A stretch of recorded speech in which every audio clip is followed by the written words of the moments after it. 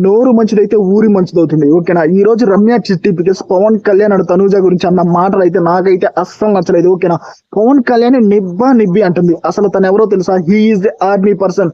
22 years old కి తన army job చేస్తున్నాడు. ఓకేనా. ఎంత దృఢ సంకల్పం ఉంటే ఆర్మీలోకి వెళ్ళాడు. దేశం కోసం ప్రాణాలు ఇవ్వడానికి సిద్ధమైన ఒక ఆర్మీ పర్సన్. నిబ్బా నిబ్బి కాదు, నీవు ఫస్ట్ నిబ్బా నిబ్బి. ఓకేనా. ఉన్నది లేనిది ఎలా పడితే అలా మాట్లాడే నిబ్బా నిబ్బి నువ్వు. ఓకేనా. తనూజ నిన్ను మిస్అండర్స్టాండింగ్ చేసుకుందా? తనూజ నిన్ను మిస్అండర్స్టాండింగ్ కాదు, మేమందరం నేను అసలు మిస్అండర్స్టాండింగ్ చేసుకున్నాం. అసలు ఫస్ట్ వీక్ ఎలిమినేట్ అవ్వాలి నువ్వు. ఓకేనా. నామినేషన్స్ లోకి రాలేదు అంతే. ఒక నేషనల్ టెలివిజన్ షోలో వాళ్ళిద్దరి గురించి ఎలా పడితే అలా మాట్లాడావు, వాళ్ళు మిస్అండర్స్టాండింగ్ చేసుకున్నారా? ఏం మాట్లాడుతున్నావా? మాది నోరా మూసి నదా? నాకైతే అసలు అర్థం కావట్లేదు. పవన్ కళ్యాణ్ నిబ్బా నిబ్బినా? నేనైతే పవన్ కళ్యాణ్ నిబ్బా నిబ్బి అనుకోవట్లేదు స్వామి. మీలో ఎంత మంది రమ్య చిట్టి పికిల్సెస్ నిబ్బా నిబ్బి అనుకున్న వాళ్ళు ఖచ్చితంగా మా లైక్ చేయండి, కామెంట్ లో తెలపండి. రమ్య చిట్టి పికిల్స్ నిబ్బా నిబ్బి. కుదిరితే మన ఛానల్ ఫాలో అవ్వండి. మనకి ఎక్కడ కనిపిస్తే అదే చెప్తాం.